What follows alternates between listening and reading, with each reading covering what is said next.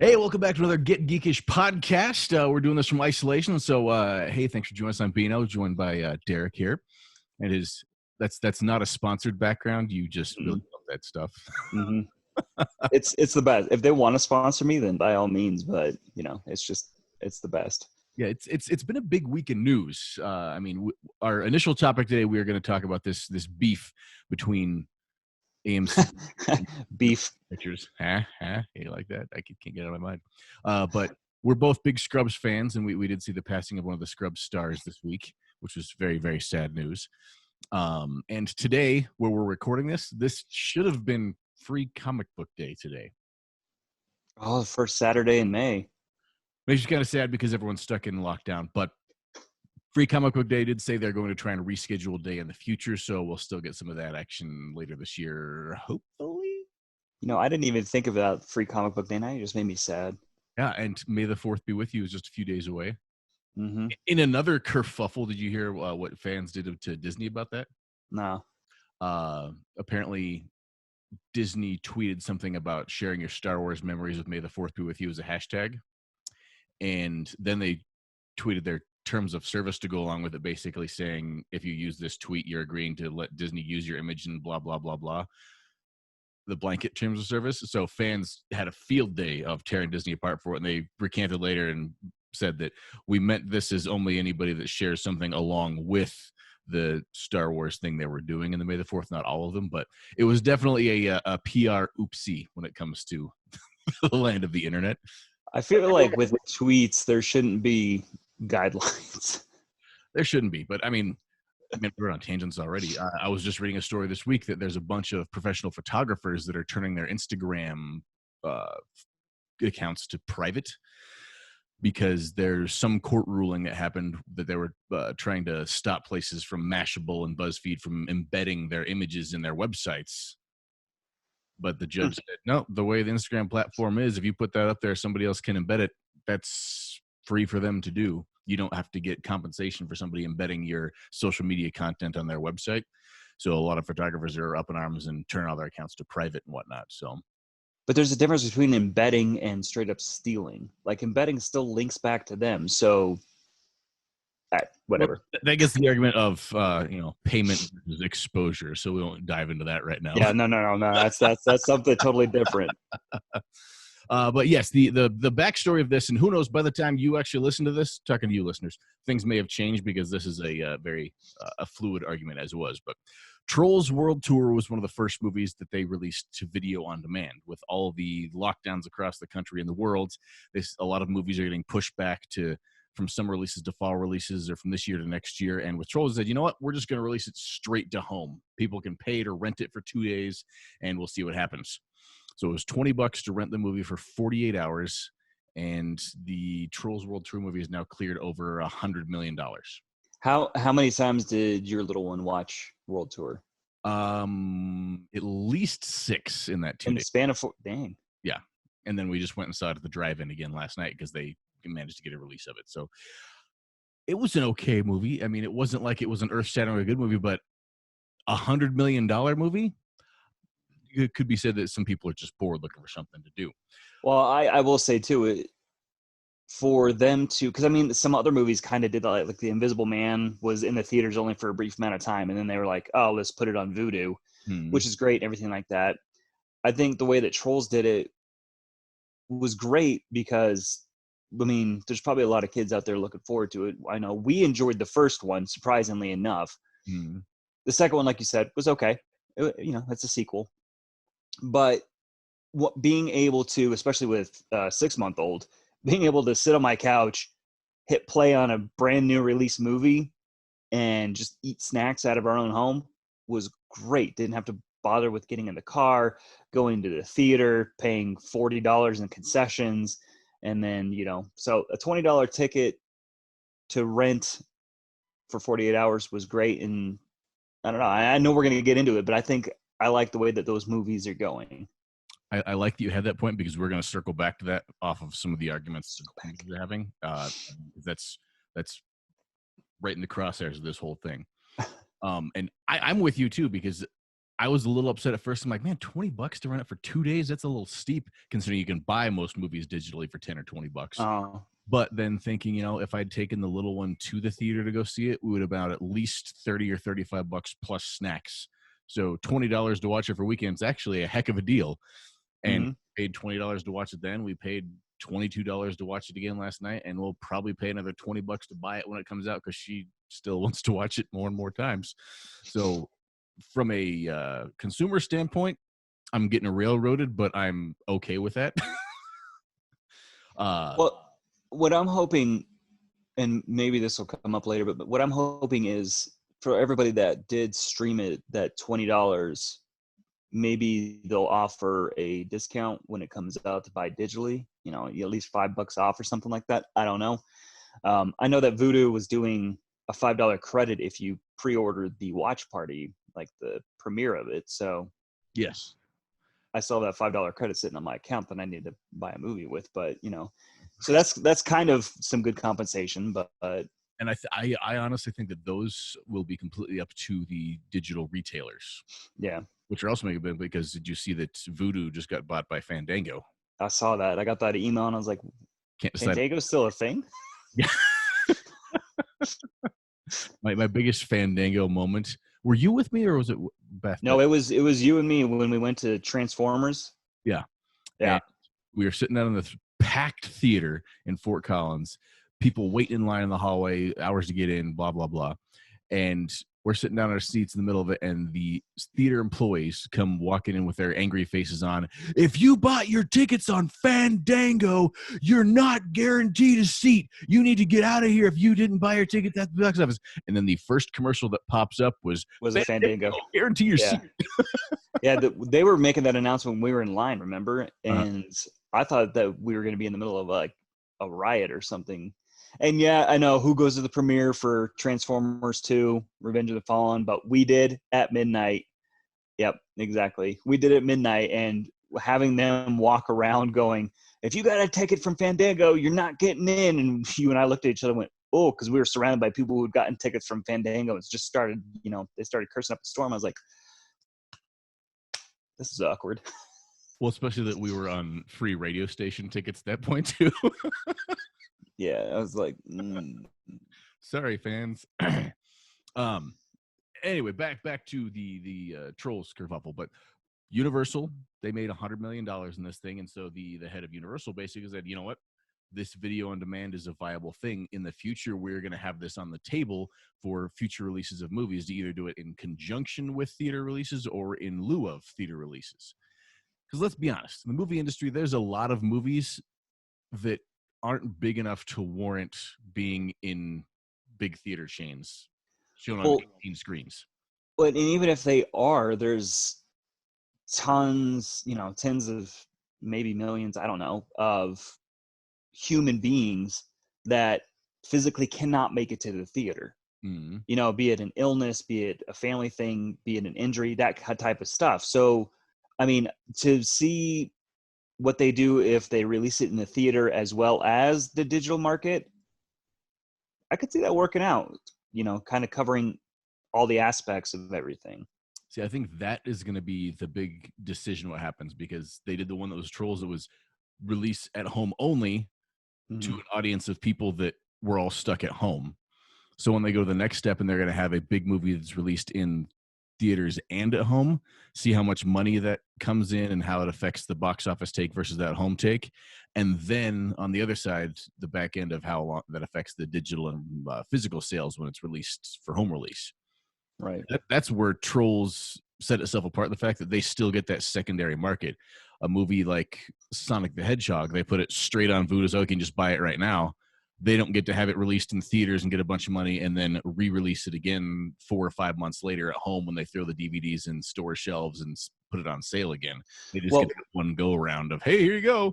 Sonic was in the theaters. It came out Valentine's, so it was in there for a month or so. Yeah, it was in there a month, I guess. So it made a lot of money in the theater, on that initial opening weekend. But I actually I loved it when they released it digital, where I didn't have to, because that's what when I saw that Trolls was just doing the premiere and you get to rent it for 48 hours for $20. It's like, I just bought Sonic for $20 and that's mine to keep. Mm-hmm. I had that same train of thought in mind. But that's Universal's plan going forward. So the head of AMC Theaters got a little bit ruffled about that. So AMC Theaters is one of the biggest theater chains in the country. And they basically went out and said, you're going to start releasing at home and not use movie theaters? Well, guess what? We're not going to show any Universal movies in AMC theaters ever again. Universal is kind of a big So the studio. I feel bad, though, because their big sticking point on this one was the movie in question was Fast and Furious 9. Like, that's really a big deal to anybody? Well, apparently. But didn't that get pushed back? Yeah, but that's supposed to be one of the next biggest movies that's slated to actually be in theaters, unless things get all weirder, if that's possible. Well, here's my beef with this. Is like I get why theaters want, you know, the big movies to come in. That's the whole experience of going to the movie theaters and whatnot. But in a time like this, where we can see that video on demand works, I don't know why movie theater or movie companies aren't just doing that. Like Disney pushing back New Mutants again for, I don't know, what is this, the 5th time or whatever. Mm-hmm. Pushing back Mulan, pushing back another one. You know, why? This just shows me that, I don't know if Disney is just money hungry and wants that theater push, because, I mean, we've been talking about, Trolls worked on demand, and people want to see these movies. So if they release these movies digitally for $20 or so, they could be making good money. Well, that's why I think it's the secret is the extended marketing, because when somebody has the movies in theaters, that's the big selling point. If it's in a theater, you can only watch it in theaters. So you're going to the theater to pay to watch it in theaters, and they're marketing it and they're getting paid for the advertisements to see before the movie. The theater's making money off concessions. There's merch that goes along with the movies. And then if people love it, they want to watch it again. So they have to buy it again when it comes out on release later. Right. Every sale cycle, when you can get something right away and just watch it and buy it, like, oh, it's mine now. Cool. I mean, how many movies have you watched? Like, oh, this is a great movie. And then it's been sitting in your digital locker for 5 years and you've never even glanced at it again. Oh, I could go. It's most of my library. Because it's that in your face, lowest common denominator, lowest hanging fruit. Like, if you want to watch this, you have to watch it here and give us more money. And that's honestly what the Universal folks and movie folks are saying, is this Trolls thing created or made the what's the word I'm looking for, the argument that people's viewing habits have changed. Enough people have high quality internet connections, high end TVs, that they can sit home and watch a movie and be just as happy as they would be in the theater. I would argue happier, mm-hmm. to be honest with you. A lot of people, especially people that are fluent enough to have things like movie rooms and big screen TVs, are on that way. I talk to a lot of people in those kind of demographics that they don't want to go to the theater. They don't like sitting next to weird people and loud people and having to deal with sticky floors and stuff like that. And they absolutely hate movie theaters. I still have a soft spot. I like going to the theater, but I also very much enjoy being able to go to my basement and be like, let's just watch this on the big screen downstairs. Well, and here's the thing too, is flashback to our podcast. I don't even remember what number it is, when we're talking about, you know, the movie theater irritations. Mm-hmm. So, I mean, because it always sucks when you go to the theater and somebody orders something that just has a pungent smell, or they themselves have a pungent smell, or they're just sitting there through the movie going, you know, it kind of takes you out of the movie. I mean, and we've talked about it before, how we watched movies in the theater, we hated them because of, you know, maybe the experience around us. Then we end up watching again, we're like, oh, it's not so bad. But, you know, I agree with you. Like, there is the joy of going to the movie theater and being able to see it up on the big screen and everything like that, and the surround sound. But there's also that joy of, you know, especially nowadays, like, humanity kind of sucks. So let's just stay at home, watch it, order a pizza type of thing. Mm.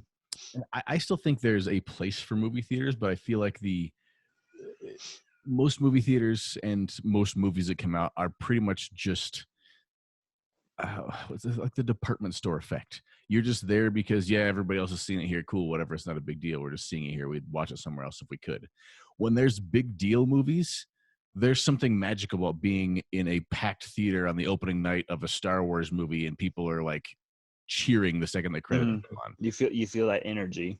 Yeah, and there's something magical when you bring a kid to a movie for the first time, or a 3D movie, and you see them light up the first time that 85-foot screen lights up or something, and you're like, okay, this is not something I could do on the couch at home. But in general, like when I use movies as an escape, like when I watch a lot of movies, it's expensive and it can be a big hassle sometimes.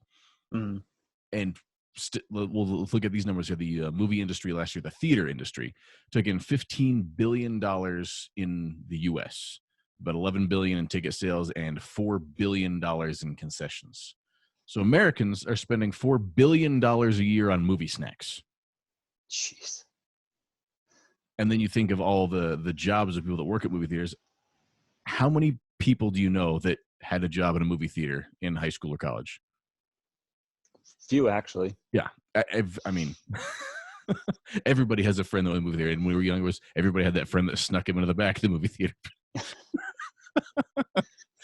Statute of limitations, right? We're clear. Yeah. But that was the argument that Universal and movie execs were making, was that people's viewing habits are changing. So this video on demand is the future. We got to embrace it and move forward. I also think there was the back-ended story. If we release it straight out like this, we can just keep all the money and we don't have to pay anything to movie theaters to show it. Well, I was going to say, think of all the marketing that they can save, and the theater fees and everything like that. And here's the thing too, is theaters, if they want to continue to be a viable source, they need to evolve. Like, you flash back to 1998, you couldn't reserve your seat. You couldn't get food delivered to you. You had basically airplane amount of space between you and the chair in front of you, and the chairs were very uncomfortable. Tickets were more affordable. Excuse me. Tickets were more affordable, kind of. Yeah, I was going to say, were they inflation-wise? Right. Right. But, I mean, and then they kind of evolved and, tried to cater more to, like, the relaxing aspect of, like, we have reclining seats now. You can reserve your seat. We want to be, catering to the people. So I think they need to continue to evolve if they want to, especially since this pandemic has kind of shown people don't really care to go to the theater. Yeah, I think that there's places that are making jumps forward. I'm going to put a stop in that, and I'm going to come back to that just so I can get the other half of the argument, because I want to talk about the theaters changing. But AMC's roundabout thing, we're 20 minutes and we haven't got the other half of the argument yet, is now saying that this wasn't a change in people's viewing habits. This success of Trolls was nothing more than the fact that tens of millions of people are stuck at home with nothing better to do. And that's the only reason they would do that, because movie theaters are a way of life and blah, blah, blah. I feel like the quotes that I read from the AMC heads, they're a little out of touch with reality. Yeah, that sounds like it. Theaters are amazing, but you got to be enjoyable. In the 90s, we lived through the time when theaters were nothing more than a room full of seats where they could show us movies and commercials.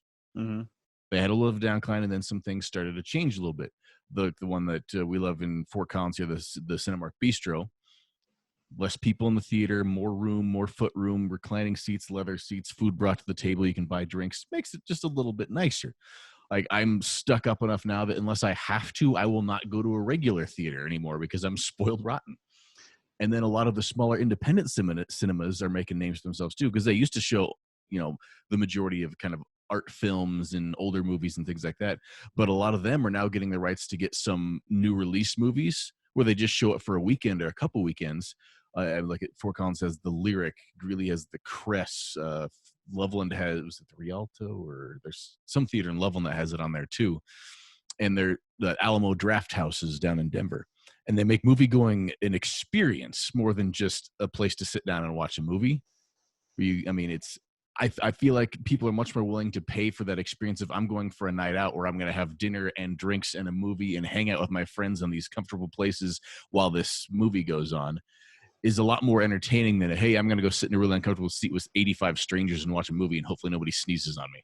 Well, and think of it too is, back in the 90s, early 2000s, if you wanted to go on a date or an outing and to see a movie, you had to go to at least 3 different places to get, dinner and a movie. Now, like you said, they kind of evolved and made it all one-stop shop. So you can just go, hey, we're going to go see this movie. You even see restaurants throwing fits about going, well, there goes our business because people used to come to us before going to the movie type of thing. Mm. And also look back at it too. I don't know if this is a good thing or a bad thing. Movie theaters used to hold on to movies longer in the theater than they do now. Because when Phantom Menace came out, it was in the theater forever, and then we had to wait forever for it to come out on VHS. I want to look at those. I feel like in the 80s and 90s, we had to wait like 9 to 12 months before things came out and taped right? VHS afterwards. Now it's in the theaters, and then a month later, like, I can watch this already? I know, and that's what's crazy to me is, Frozen came out in November. I got it for my little one digital like in January or February. That's not a lot of time at all. And it's just crazy because I don't know if it's because Hollywood just keeps pumping out movies and they are, just gotta strike while that marketing iron's hot. Yeah, or I don't know. It just seems like I kind of missed that of the 90s, early 2000s when movies would last longer in the theater as opposed to now. Like, yeah, I'm happy I get to watch it a month after it's in the theater or whatever, but that's what kind of takes away from me for the theater aspect is you're like, why go to the theater when I'm going to be able to watch it in 2 months anyway? Yeah, I have had to talk myself out of movies a lot with that lately. When something's been out for a few weeks, I'm like, oh, I should go. And I've heard some mixed reviews. I'll just wait till it comes out in digital and I can watch it for like $4. And I think that's one reason I didn't see Sonic in the theater. Well, that and having a little baby makes it kind of hard to go to the theater. But it was one of those ones where I heard good things, but I was like, it'll be out, here in a couple months. I'll just get it digitally. That aspect. So you don't feel near as much like you're missing out. Right. So this argument that AMC has right now with Trolls is not necessarily invalid, but it's not necessarily valid because this has been something that's going on for a long time. It's just now it's kind of hit that culmination because the theaters are closed in general so that nobody can go. So yeah. And I found some a little bit of stuff from comic book resources when they're talking about this whole timeline of it. After AMC threw it down saying that we're going to do it, then Universal fired back and said, well, it's not for all movies. It's just certain movies we're going to think about doing this with. And they didn't say which ones, but both sides are talking about losing tons of ticket sales. This doesn't happen.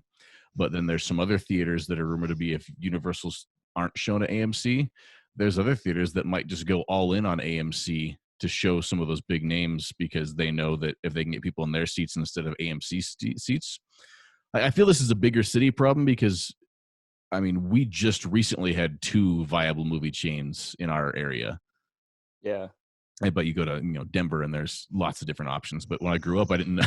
I think growing up in Longmont, I didn't know there was anything other than United Artists Theaters. I'm like, isn't this what that is everywhere? Well, and what's funny too is, how many times have you went to a theater and I had this problem growing up, when you had to check the old newspaper to see what was playing or had to call the automated number to see what was playing. One theater would have the movie, the other one wouldn't. And it was a big name movie and you'd be like, what? So you mean AMC, when you had to call Mr. Moviefone. Yeah. Press 1 now. No, and like that's what cracks me up is like AMC's like, well, we're not going to show it. Okay. Well, there's, like you said, there's other movies theaters out there that'll show it. So, and I think Universal doing the whole Trolls thing probably were like, we're going to have a better outlook catering to families right now who need something for kids rather than holding on to this and saying, hey, come see it in the theater, because especially, in a time where money's tight, $20 to stay at home, keep your kids entertained for 48 hours makes a lot more sense than holding onto a movie that might not do that well in the theater. And you can't get the families out there all the time because, again, the whole aspect of I have a 6-month-old kind of makes it hard. So the families that have multiple kids, it works out.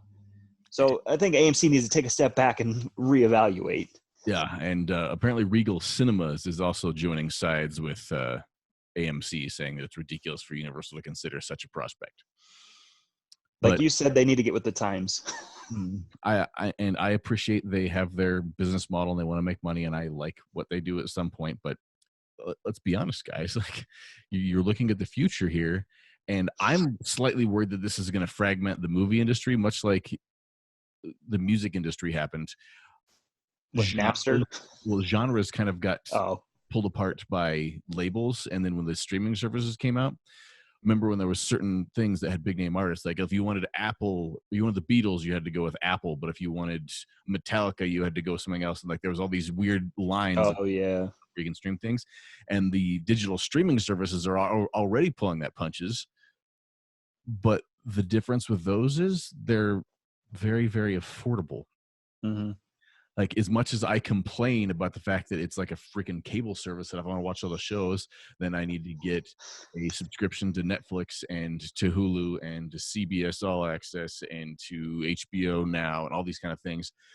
But at the same point, if they're going to fight about it, at least they're fighting about it with a reasonable price point. Sure. $5 to $10 a month is not unreasonable to be watching content that costs thousands and thousands of dollars to produce. My big hope in a perfect rainbowy leprechaun world is that maybe this kind of thing, with the movie industry taking such a hit, that maybe Hollywood could rework a few things here and there and realize that maybe, like, I don't want to diss anyone in particular, but do we really need to pay $42 million to have an actor be in a movie? No. Like, yes, some of them sell tickets, and good actors should be paid for the work that they do, but it's just like sports. How many people have the argument of looking at the NFL draft just happened, and there's a whole slew of 22-year-old guys that are going to be pulling down anywhere between $3 and $9 million a year for the next 5 years without actually having done anything in the league. Mm-hmm. How many actors are pulling down $35 million paychecks on a movie that they put zero effort into, and it's a crappy plot, and like, maybe it'll kick Hollywood into gear a little bit. Like, let's focus a little bit more on the filmmaking and the stories. Quality, not quantity. Yeah. Good actors will make something even better, but a good story can cover for bad actors. Well, I mean, look at how many movies came and went through the theater just, in the past 5 years that just were in there for maybe a month, if that, because they tanked. Mm-hmm. So rather than just keep throwing content, come up with something quality. The times are a-changing. You got to change with them. Mm-hmm. And with the marketing, you get a little more leeway too, because with digital releases, you're not tied to the frame. With movie theaters, they have set their own release schedule of what day movies come out, when they can show them, what times a year are good, what times a year are bad, around holidays and all like that. With video on demand, you could literally do a lot more with it. You can have special things. Like, I could see in the future some movie coming out, and instead of just having one span where, okay, this month you can rent it, it'd be like, all right, Memorial Day weekend, you can rent this movie and watch it. After that, we're not going to have it released until, mid-July or something. But this special weekend, we're going to do a special showing that people can do it, and create these little spikes in interest along the way. Mm-hmm. You don't have to release your movie at midnight on a Thursday. Video on demand. You know what? We're releasing this thing Friday night, 7 p.m. Bam, go for it.